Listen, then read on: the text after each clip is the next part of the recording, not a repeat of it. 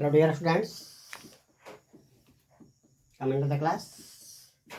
आइए हम लोग क्लास 12th की ऑर्गेनिक केमिस्ट्री, जिसमें चैप्टर हम देख रहे थे एल्कोहल, और पिछले वीडियो लिंक में हमने एल्कोहल की फिजिकल प्रॉपर्टीज के बारे में देखा था, उसकी सॉल्युबिलिटी देखा था, उसका क्वथनांक देखा था।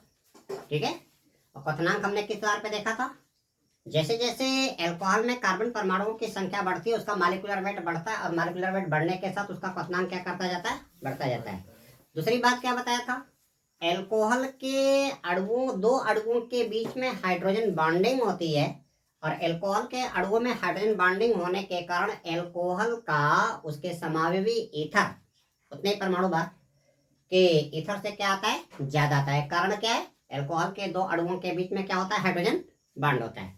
तीसरी प्रॉपर्टी हमने सॉल्युबिलिटी बताया था। जैसे जैसे क्या करेगी, कार्बन परमाणु की संख्या एल्कोहल में बढ़ती जाएगी, उसका अणुभार बढ़ता जाएगा, और अणुभार बढ़ने के साथ साथ उसकी सॉल्युबिलिटी क्या करती जाती है? डिक्रीज करती जाती है, घटती जाती है।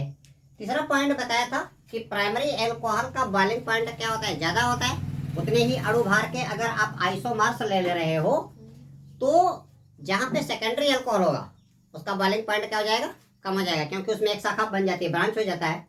और टर्शियरी एल्कोहल में दो ब्रांच बनने के कारण उसका बॉइलिंग पॉइंट क्या हो जाता है? और भी कम हो जाता है। तो प्राइमरी एल्कोहल के बॉइलिंग पॉइंट्स क्या आते हैं? सबसे ज्यादा आते हैं, उससे कम।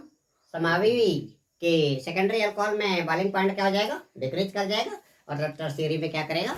और भी डिक्रीज कर जाएगा। यानी जितनी भी उसमें ब्रांच या शाखाएं फूटती चली जाएंगी। ठीक है, समावयवी एल्कोहल का अणुभार क्या होता जाएगा? घटता जाएगा, और उसकी क्या कहते हैं, उसकी बॉइलिंग पॉइंट क्वथनांक क्या करता जाएगा? घटता जाएगा। आज हम लोग देखेंगे एल्कोहल के रासायनिक गुण। एल्कोहलों के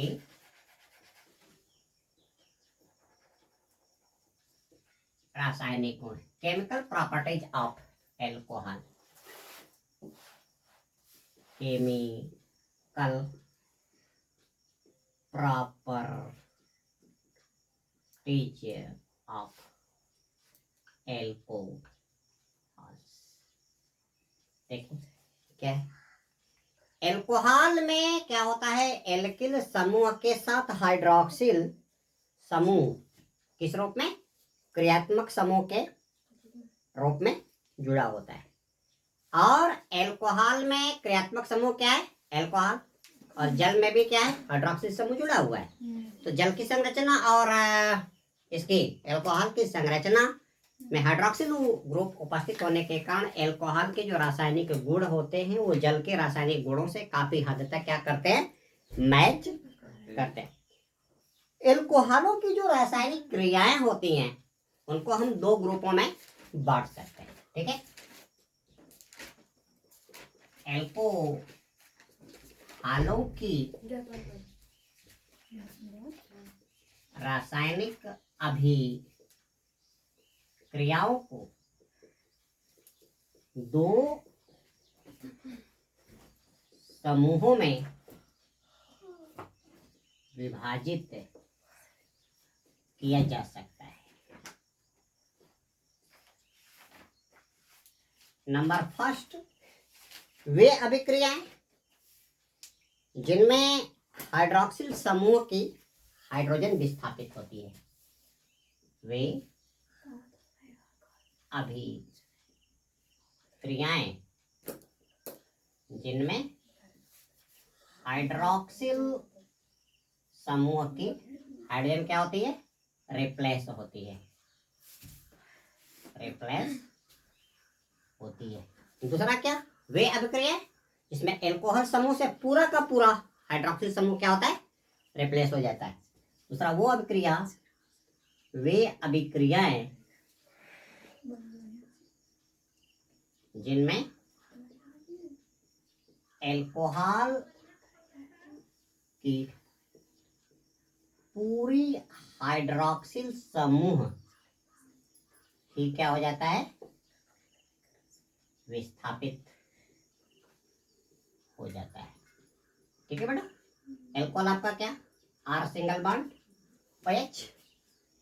तो जो फर्स्ट टाइप है वो क्या करेगा, फर्स्ट टाइप में इसका हाइड्रोजन क्या करेगा, निकल जाएगा और ये क्या बना देगा, RO, इतना का डेरिवेटिव बना देगा। और सेकेंड टाइप की जो रिएक्शन है, ये एल्कोहल में से ये पूरा का पूरा हाइड्रोक्सिल समूह क्या कर जाता है, रिप्लेस कर जाता है। पहले वाले में क्या, इसका केवल हाइड्रोजन रिप्लेस करेगा, ठीक है। दूसरा कौन, पूरा का पूरा एल्कोहल ग्रुप ही क्या होता है, रिप्लेस हो जाता है। तो हम पहले टाइप की रिएक्शन देखेंगे, वो अभिक्रियाएं इसमें एल्कोहल के हाइड्रोक्सिल समूह की केवल कौन रिप्लेस होती है, हाइड्रोजन रिप्लेस होती है, ठीक है। तो पहला ग्रुप आप ले लो, एल्कोहल की वे अभिक्रियाएं,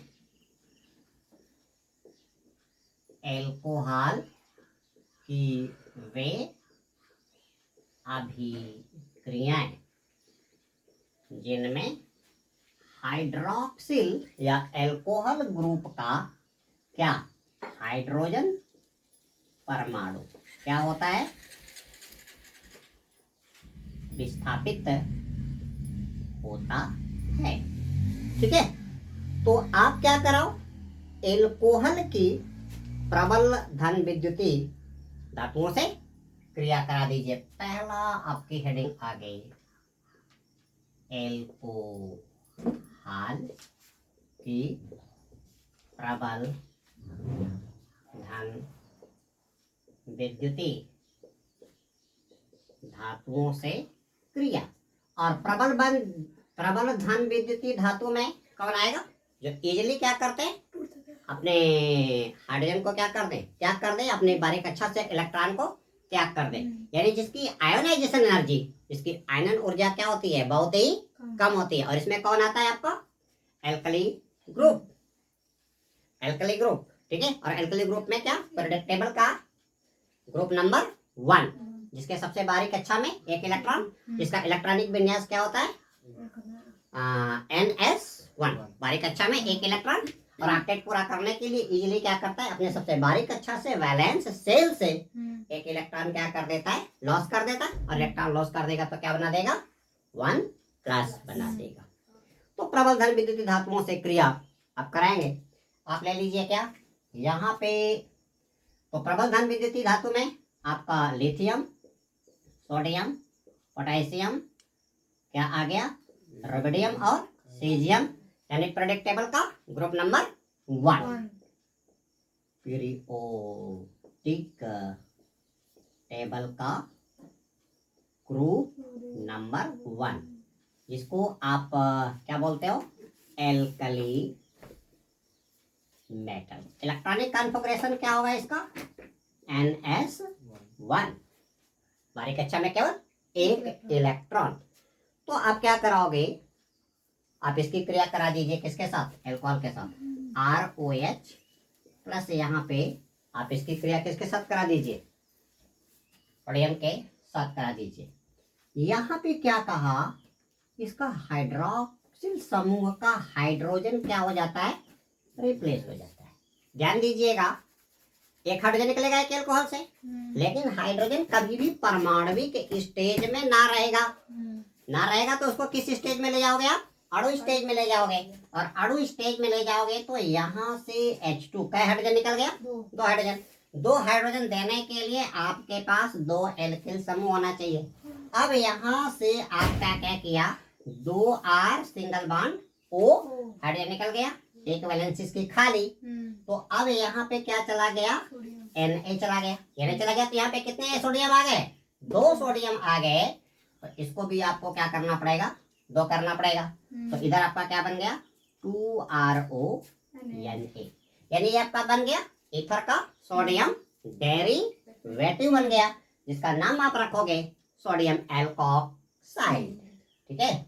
इसका नाम हो गया सोडियम एल्कोक्साइड हो गया, ठीक है। हम क्या करते हैं, ले लेते हैं example, as for example, easy example. आप क्या कराओ, ले लो आप ethyl alcohol CH3CH2O single bond H, ठीक है। ये आपका क्या हो गया, ये हो गया एथिल एल्कोहल। आईयूपीएससी में बोले तो क्या नाम होगा? इथेनॉल होगा, क्योंकि आईपीएससी में एल्केन के नाम के साथ ई हटा करके ओल शब्द जोड़ देते हैं। और इसकी क्रिया हमने क्या किया? सोडियम से करा दिया। और क्या कर रहा है?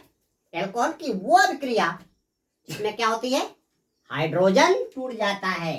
तो हाई यहां से क्या किया? निकल गया। लेकिन जब ये निकलेगा तो एक निकलेगा, और हाइड्रोजन कभी भी परमाणविक स्टेज में मुक्त अवस्था में ना मिलेगा तो ये क्या बनाएगा? H2 gas. और 2 निकला तो यहाँ पे क्या कर दो आप? 2 कर दो। अब यहाँ पे क्या किया? 2 हाइड्रोजन निकल गया ना, तो 2 सोडियम देना पड़ेगा, और ये आपका बन गया CH3CH2ONA। और नाम क्या हो गया?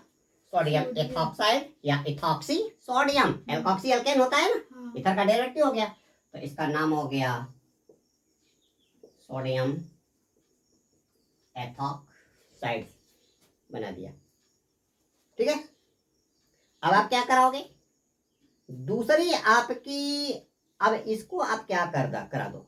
सोडियम एथॉक्साइड को जल से क्रिया कर दो, यानी सोडियम एथॉक्साइड को आप क्या कर दीजिए? पानी में घोल दीजिए।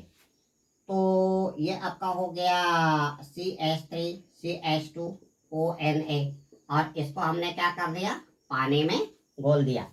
और जैसे ही पानी में घोल दिया, ई बेचारा टूट गया हाइड्रोजन आयन आबली किसमें? हाइड्रोक्सिल आयन में। तो यहाँ से क्या करेगा? सोडियम निकलेगा। ये बॉन्डिंग इसकी टूटी, और सोडियम टूटे तो सोडियम पे कौन सा चार्ज? +1 चार्ज, और +1 चार्ज किस पे? हाइड्रोजन पे। तो ये आपका बना दिया CH3CH2OH। और इधर ये क्या बना देगा?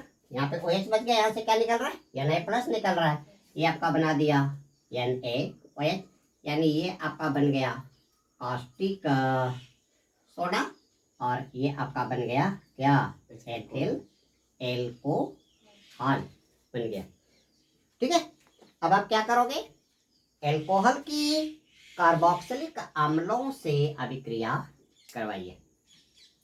तो दोस्तों, इस वीडियो लिंक में इतना ही। मेरा अगला वीडियो लिंक एल्कोहल की केमिकल प्रॉपर्टी पे जारी होगा।